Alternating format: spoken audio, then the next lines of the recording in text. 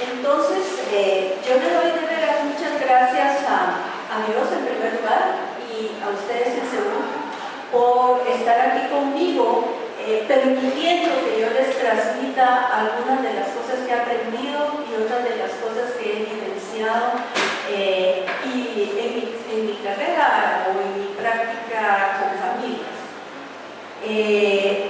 Entrar en el terreno de las familias es de veras entrar a un terreno conocido y desconocido, porque quien más conoce a la familia de cada uno de ustedes son ustedes, ¿verdad? Y por eso es un atrevimiento a veces hablar de familias y considerar que las personas que más conocen son ustedes.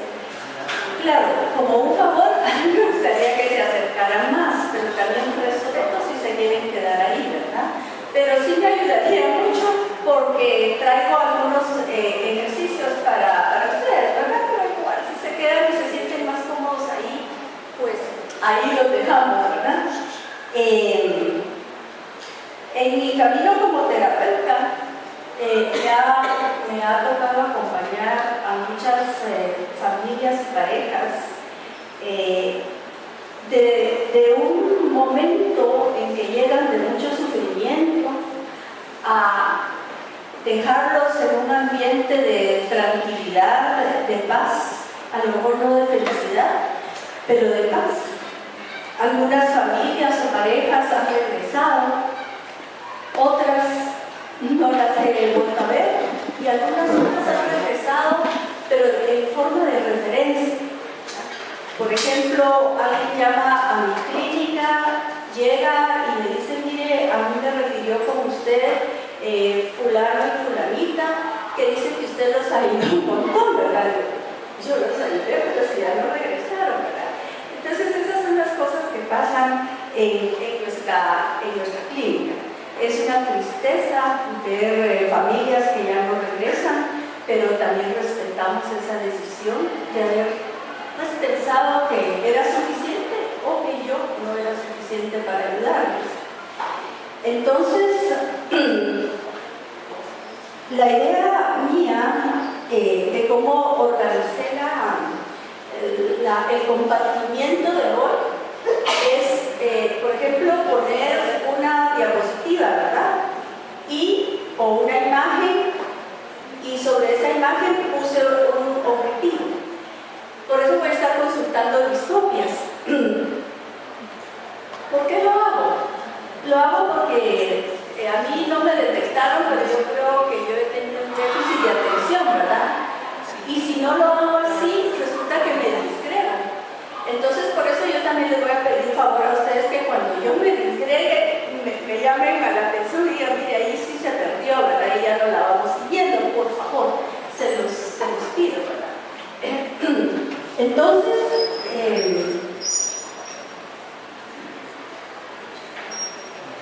el primer objetivo de esta diapositiva, ¿verdad?, es comunicarles a ustedes cómo es que nosotros estamos sujetos a patrones de comportamiento que vienen de muchas generaciones atrás.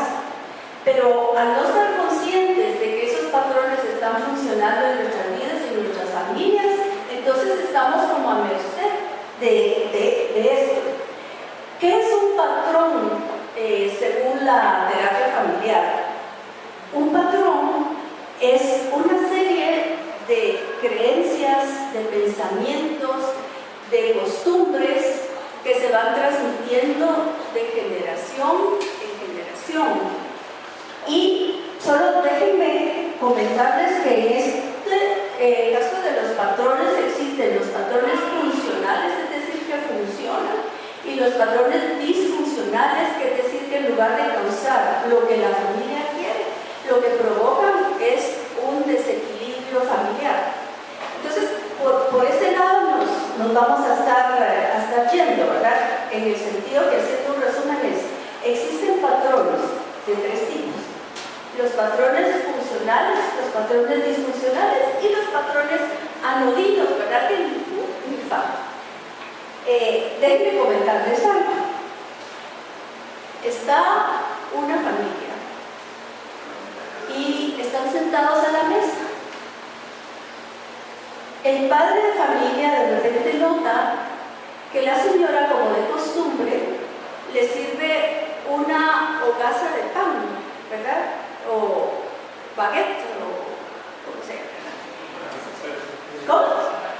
¿Ah? Eso, bueno. Entonces, pero la señora la sirve con las dos puntas cortadas. Entonces él un día curioso le dice: mira, Alice, ¿y tú por qué servís el pan con las dos puntas cortadas? Entonces ella dice: pues no sé, ¿verdad? Así lo servía mi mamá y así lo sirvo yo. Bueno, y es suficientemente curioso, y dice: ¿por qué no le preguntamos a tu mamá? Entonces va con la señora, ¿verdad?, de visita, y le preguntan, le hacen la misma pregunta. Entonces ella dice: pues francamente no sé. Fíjese que así lo servía mi mamá y por eso así lo hago yo también. Pero afortunadamente todavía vivía, ¿verdad?, la abuelita, digamos, y fueron con ella, fueron de excursión, ¿verdad?, porque vivía en un pueblo. Y entonces le hacen la mismísima pregunta a la señora: ¿y usted por qué sirve así? Fíjese que su nieta, su hija sirven así el pan. Entonces dice: es sencillo, dice. En mi tiempo los hornos eran muy pequeños, la hogaza no cabía y entonces yo le cortaba las dos puntas, ¿verdad? Entonces es así como se transmiten los patrones de generación en generación. Y lo que pasa es que a veces ya no preguntamos si este patrón, ¿verdad?, que yo estoy copiando es útil al momento y a la situación actual que se está viviendo. Y entonces estos patrones, que después les traigo un ejemplo, estos patrones muchas veces se convierten en lo que llamamos disfuncionales, ¿verdad? Ahora, me gustaría un poquito decir qué es lo que nosotros en familia consideramos como una familia funcional, y qué tiene que ver con los patrones también. Una familia funcional es aquella que tiene problemas, porque no hay ni una familia que no los tenga, pero que sabe cómo solucionarlos. Entonces, a eso nos referimos, y cuando llega una familia con nosotros, ¿verdad?, y tiene alguna disfuncionalidad, lo que procuramos es convertir esa disfuncionalidad en funcional, sin que eso signifique que ya no van a haber problemas, pero que las familias van a tener los recursos para solucionar sus problemas de mejor manera. Por eso yo traía acá un caso que les voy a pedir que vayan conmigo, pero vamos a cambiar acá, que no soy muy buena para eso. Lo que yo les quiero comentar es que lo que hemos ido descubriendo en las familias es que la motivación clave para todas las conductas funcionales o disfuncionales es el amor. Y por eso yo creo que es tan importante que ustedes, si tienen alguna, que están pagando las consecuencias de alguna disfuncionalidad familiar, sepan que todo empezó en base al amor. Por ejemplo, voy a hablar de mí. Mi mamá, desde que yo era chiquita, me exigía que yo llevara el primer puesto. Y para mí eso provocó mucha angustia, porque el segundo puesto no era suficiente, ¿verdad? Pero incluso ahora en los momentos donde yo doy plática, ahorita ya se me ha ido un poquito, ¿verdad? Pero cuando yo daba una plática me ponía tan nerviosa, porque todo tenía que ser, yo tenía que saber todo, ¿verdad? No tenía ese aprendizaje de humildad, de que uno no tiene por qué saberlo todo, ¿verdad? Y que muchas veces, y eso lo aprendí con mis alumnos, muchas veces lo que colabora más son las opiniones de los alumnos y las participaciones de los alumnos, ¿verdad? Pero yo eso no lo podía tolerar en mí. Así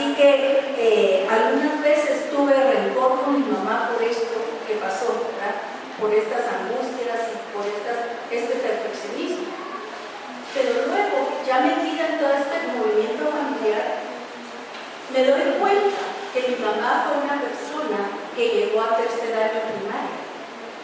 Una mujer brillante, inteligentísima, que yo creo que hubiera podido ser tan brillante como una odontóloga, ¿verdad? Un odontólogo. Y entonces el hecho de que ella no hubiera podido estudiar y que en mi familia la educación no hubiera sido accesible, ¿verdad? Porque mi papá tampoco logró estudiar, creo que él menos que ella, ¿verdad? Y todavía me contaba mi mamá que mi papá mucho de su dinero lo había, al principio cuando era chiquito, para ayudar a su familia era ilustrar los zapatos, ¿verdad? Entonces no había accesibilidad a la educación. Entonces, por amor, mi mamá quería que yo fuera una excelente alumna, para que después yo me batiera en la vida y no pasara las necesidades que ellos pasaron. Pero eso hasta después que uno lo entiende, ¿verdad?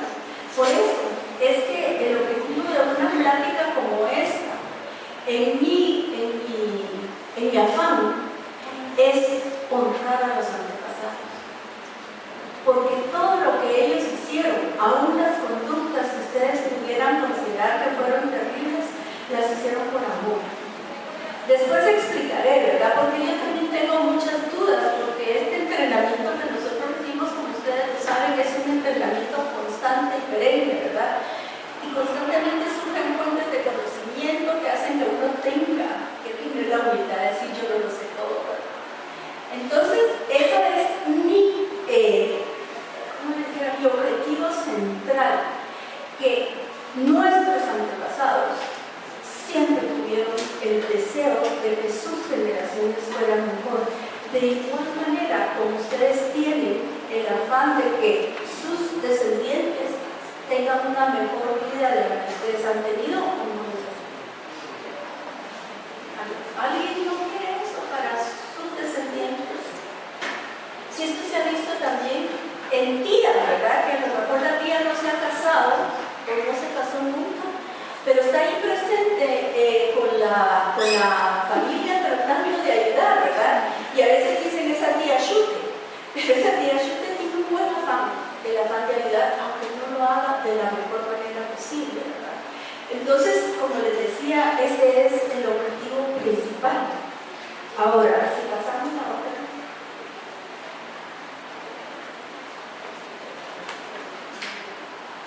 Nosotros, dentro de los movimientos familiares, hay diferentes corrientes, ¿verdad? La corriente que yo sigo es la corriente familiar sistémica y ahora transgeneracional.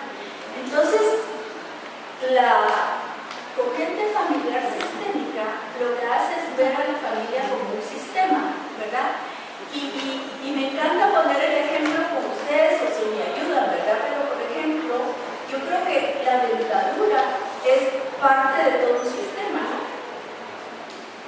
Pero no sé cómo me ayudaría, porque yo pienso que tiene que ver, si no masticamos bien los alimentos, ¿verdad? Tiene que ver con una mala digestión. Y al tener una mala digestión, ya se empiezan a comprometer todos los demás órganos del sistema, ¿verdad? Pues así consideramos nosotros a la familia, porque la familia es la representante de lo biológico también. Se comporta como se comporta todo sistema biológico.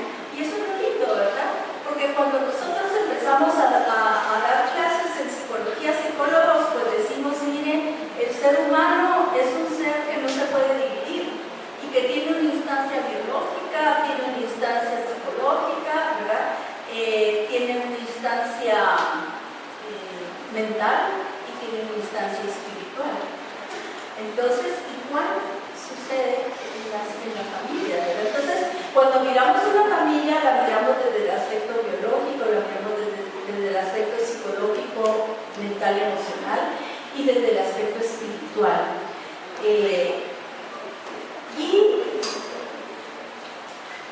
por ejemplo, cuando usted mira un sistema, entonces empieza a ver que hay subsistemas dentro del sistema familiar. El primer subsistema es el subsistema de los dos yoes, ¿verdad? Y no sé cuántas personas hay aquí casadas.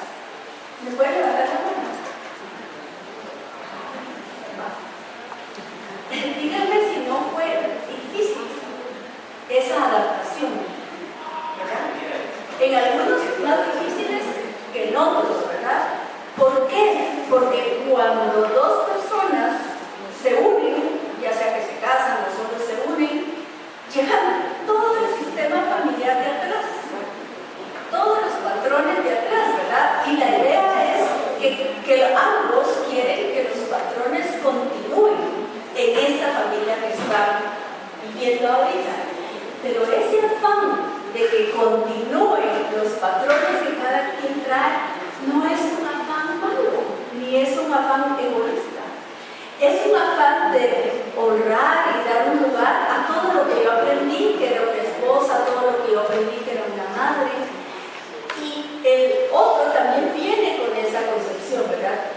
Queriendo que sus patrones vuelvan a funcionar en esta familia. Lo que sabemos ahora es que podemos tomar los patrones que funcionaron acá, los que funcionaron acá, y formar un nuevo sistema familiar, ¿verdad? Esa es la idea. Pero para eso tenemos que estar conscientes de la mayor parte de patrones que no funcionaron o que disfuncionaron en nuestra familia, porque si no corremos el riesgo de repetirlos. Y por eso es la idea de darles un caso, ¿verdad? Entonces, este es el primer sistema. El segundo sistema, que es central para la familia, es el sistema de la pareja. ¿Por qué? Porque ustedes están modelando a sus hijos qué es lo que es ser pareja, ¿verdad? Y muchas de las decisiones que ustedes han tomado, que yo he tomado, vienen de lo que vimos que era pareja en nuestros papás, es decir, muchas de las decisiones de matrimonio, ¿verdad? Luego viene el otro sistema que depende muchísimo de la pareja, que es el sistema de padres. Por eso es que a veces, cuando llega una pareja con nosotros, ¿verdad? O llega una familia, es que tendría mucho que explicar, pero porque a veces hacemos terapia familiar aunque solo llegue una de las personas, ¿verdad? Pero espero explicar. Entonces, muchas veces creen que si se destruye el sistema de la pareja, se destruyó todo. Y entonces nosotros ayudamos a esta familia a que sepan que aunque el sistema pareja no funcione, sí puede funcionar el sistema de padres, ¿verdad? Y por eso propiciamos, muchas veces se cree que el terapeuta familiar o el terapeuta de pareja lo que va a hacer es conservar a la pareja. Pero a veces nuestra labor no es conservar la relación de pareja, nuestra labor es que haya una separación sana, para que los hijos no se miren afectados por esas separaciones de abogados aquí, abogados allá, ¿verdad? Y hoy no puedes ver a mis hijos y te pongo ¿cómo se llama? Por la ley de una restricción, ¿verdad? Sin darse cuenta de todo lo que esto está afectando a los hijos, ¿verdad? Y cómo con esas decisiones, siempre y cuando hay casos especiales, cómo con esas decisiones nosotros ya estamos comentando y estamos transmitiendo algo a nuestra familia que por venir. Entonces, eso es lo que hacemos. Luego está el subsistema de los hijos mayores, que deberán ser tratados diferentemente de los hijos del medio y de los hijos menores, ¿verdad? Esos son patrones que muchas veces confundimos, ¿verdad? Porque en terapia familiar sistémica y transgeneracional, los hijos mayores tienen un lugar diferente a los hijos que vienen después, ¿verdad? Y los que vienen de último también. O sea que no se puede, después les hablaré de los órdenes del amor, ¿verdad? Pero no se puede que decir, no, es que yo trato igual a todos mis hijos, porque eso no es posible ni es conveniente, ¿verdad? Pero como después van a hacer preguntas, las que puedan responder, las respondo. Ahora, me voy a adelantar un poquito, porque aquí viene el concepto de equilibrio. ¿A algunos de ustedes les gusta la literatura, les gusta leer literatura y todo esto, verdad? Yo últimamente me he puesto a un curso de cómo escribir. Y como es para escribir, entonces tengo que leer, ¿verdad? Y entonces nuestro profesor nos ha puesto a leer especialmente cuentos, ¿verdad? Porque primero va la anécdota y luego mayor dificultad va el cuento y mayor dificultad va la novela. Y entonces yo le pregunté, porque estaba el cuento de, no sé si ustedes han oído de este cuento ruso que se llama El pájaro, algo así como el pájaro de oro, no, el pájaro rojo o nada así. ¿El pájaro azul? No, eso. Pero entonces ahí sale que que el hijo pequeño, ¿verdad? Que los tres hijos quieren ir a rescatar a ese pájaro porque el papá sufría mucho porque el pájaro se había ido, ¿verdad? Y quieren ir a rescatar, pero el que lo logra es el pequeño. Y luego, si ustedes se fijan, hay muchos cuentos en la literatura donde el pequeño es el que logra, ¿verdad? Hacerlo sobre el grande. Pero me comentaba que siempre hay que ver las cosas en contexto, ¿verdad? Que el contexto muchas veces donde está escrito el cuento es un contexto cultural. El pájaro de fuego, ¿no? ¿Qué manda? El pájaro de fuego. El pájaro de fuego, ese es. Entonces, es un contexto cultural y entonces ha sido muy frecuente que el hijo mayor se llevaba todo, ¿verdad? Se llevaba la herencia, usted lo puede ver en la Biblia también, ¿verdad? Se llevaba la herencia, sí, todo era para él. Entonces, lo que pasa con estos cuentos es que tratan de equilibrar, ¿verdad? Entonces, sí, el hijo mayor se llevó todo, pero el adulto era chiquito, ¿verdad? Y eso es lo que hacen muchas veces las familias.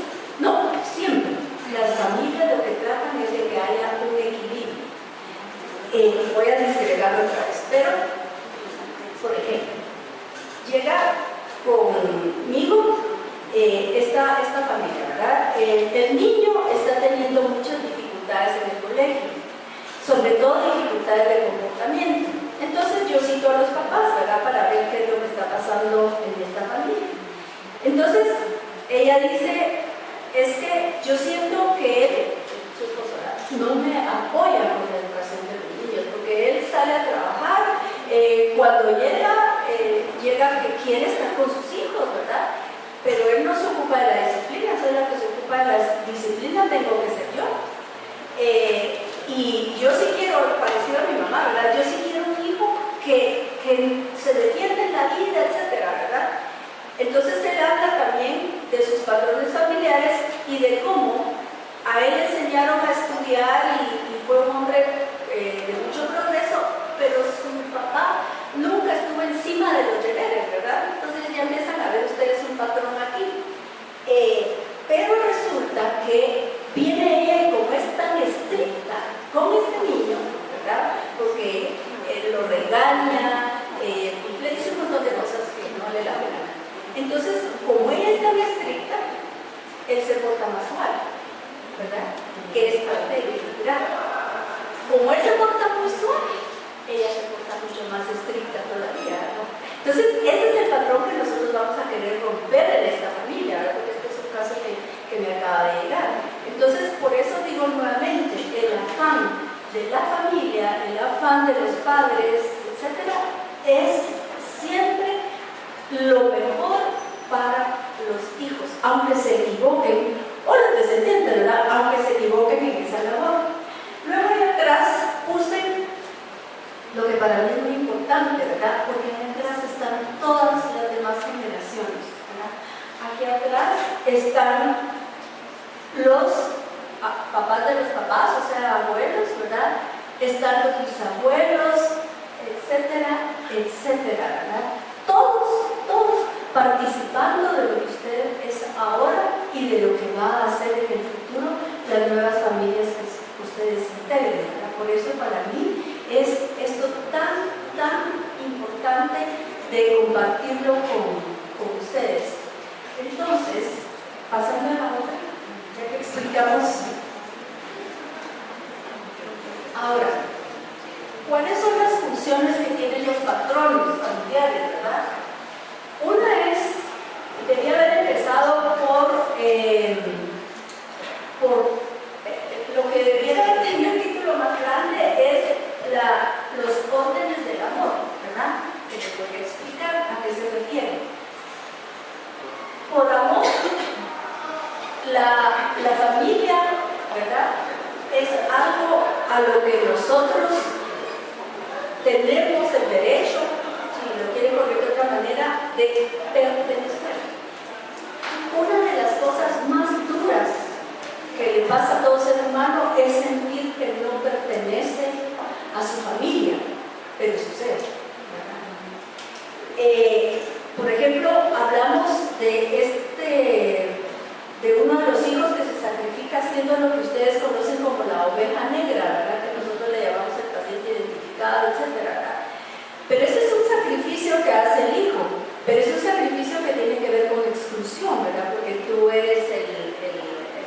y el malo el que no es como la familia, ¿qué hice yo, Dios mío, para merecer un hijo como tú, verdad? No, eso es exclusión, y esa exclusión que vive esta persona le va a pasar después a su familia. Luego viene fomentar la lealtad, ¿verdad? Y ahí es donde lo que les decía, ¿verdad? Tenemos este patrón que es un poco difícil de platicar de esto, ¿verdad? Pero tenemos, por ejemplo, un patrón de infidelidad. Y si ustedes, pues, han oído de amigos, en sus propios casos, lo que nosotros hemos detectado, la infidelidad arranca desde algún bisabuelo que fue infiel, luego el hijo fue infiel, luego el otro miembro fue infiel, hasta que se llega a este actual, ya sea esposo de ustedes o ustedes, ¿verdad? Que siguen un patrón de infidelidad. Pero cuando hacemos la historia de esta familia donde hay patrones de infidelidad, encontramos cosas que uno de veras se queda admirado de cómo empezó todo, ¿verdad? Pero sí sabemos que hay un patrón repetitivo de infidelidad. Eso lo tenemos ya comprobado, ¿verdad? Luego viene el hecho de pagar facturas. Si en la familia, en algún lado, atrás hubo una injusticia, aquí esta generación puede ser la que pague la injusticia, ¿verdad? Ustedes se acuerdan de lo que nos enseñaban de Mendel, ¿verdad? Que, por ejemplo, se ponía una arveja corrugada con una arveja lisa. Y entonces la primera generación de arvejas salía tal vez todas lisas, ¿verdad? Pero resulta que en la segunda generación o tercera generación salían 2 corrugadas y 2 lisas, o 3 corrugadas y una lisa. Igual pasa con la familia, ¿verdad? Por eso a veces no se entiende. Y dice, pero ¿qué está pasando? ¿Por qué si yo no le di esa enseñanza, por qué ahora viene con esto, verdad? Porque hubo una generación en la cual, hablando de esto, se cometió una injusticia. Déjenme que les ponga un ejemplo. Está este compañero de nosotros que me autorizó, ¿verdad?, para hablar de su caso. Pero él es una persona, colega, que hace dinero, grandes cantidades de dinero, y las pierde. Y vuelve a hacer otra vez dinero, y vuelve a perder el dinero. Y entonces le preguntamos, ¿verdad?, porque estábamos en un curso, y entonces él pasó y contó su historia y todo, que después les lo repetí porque era un curso de constelación familiar. Entonces, él averigua que a su papá le pasó lo mismo, ¿verdad?, que era un hombre muy prominente y que perdía las fortunas, ¿verdad? Pero luego nos vamos más atrás, porque hubo una generación en donde esto no pasó. Y esa generación fue de la cual el padre de él heredó una gran fortuna que él perdió. Fíjense ustedes que el bisabuelo era un señor danés, o de algún lado por ahí, ¿verdad? Vino aquí a este país y resulta que él